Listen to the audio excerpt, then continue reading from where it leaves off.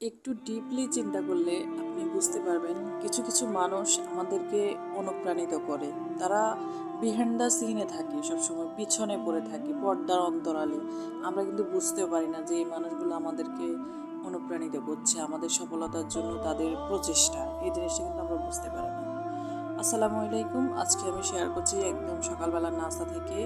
Video তো থাকছে, সাথে সাথে আমি আমার লাইফের সাথে ঘটে যাওয়া কিছু ঘটনা বলবো, যেখান থেকে আমি আশা করছি আপনারা অনুপ্রাণিত হবেন এবং আপনাদের জীবনেও যদি এরকম কোনো মানুষ থাকে বা এরকম কোনো রিলেটিভস থাকে, আপনারা রিলেট করতে পারবেন এবং এদেরকে সবসময় আপনারা আপনাদের আদর্শ মানুষ হিসেবে অনুসরণ করার চেষ্টা করবেন। খুব সূক্ষ্মভাবে আপনি চিন্তা করলে বুঝতে পারবেন।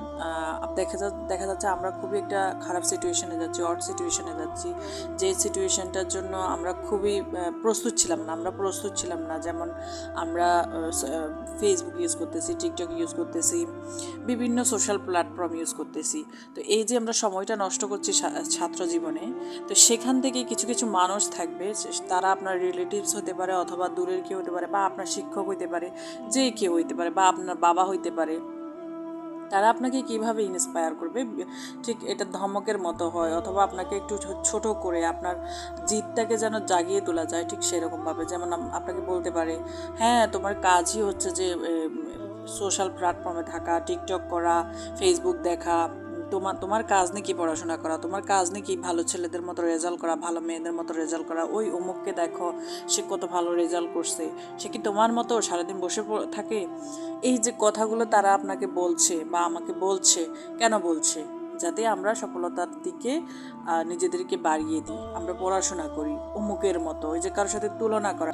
কম্প্যারিজনে যাওয়া মিন্স হচ্ছে যে আপনার জিদটাকে বাড়িয়ে তোলা, যে ওই লোক পারতেছে, ওই ছেলেটা পারতেছে, তুমি কেন পারতেছো না, ওই মেয়েটা পারতেছে, তুমি কেন পারতেছো না। এই যে আপনার মধ্যে যখন একটা কম্প্যারিজন চলে আসবে, আপনাকে যখন কারোর সাথে কম্প্যারিজনে নিয়ে আসবে, তখন আপনার মধ্যে এক ধরনের জিদ তৈরি হবে, কেন অমুকের সাথে কেন আমাকে কম্প্যারিজনে নিয়ে আসলো, আমি তো তার চেয়ে ভালো করতে পারি।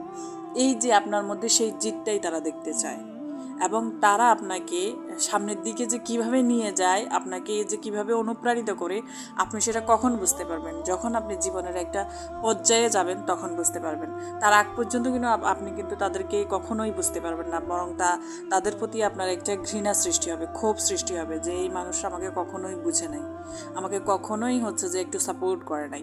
একটা সময় গিয়ে আপনি বুঝতে পারবেন। ঠিক তেমনই এমনভাবে আমাকে সাপোর্ট করেছিল আমার খুবই কাছের একজন মানুষ, যাকে আমি খুব বেশি দেখতে পারিনি, দেখতে বুঝিনি, হয়তো বা তার সাথে আমার অনেক বেশি সময় কাটানো হয়নি, এরকম অনেক বেশি আমাকে সাপোর্ট করেছে। এবং আজকের আমার এই শিক্ষা জীবন শেষ করা, আমার ভালো রেজাল্ট, স্নাতকোত্তরে সব কিছুর পিছনে তারই ভূমিকা ছিল।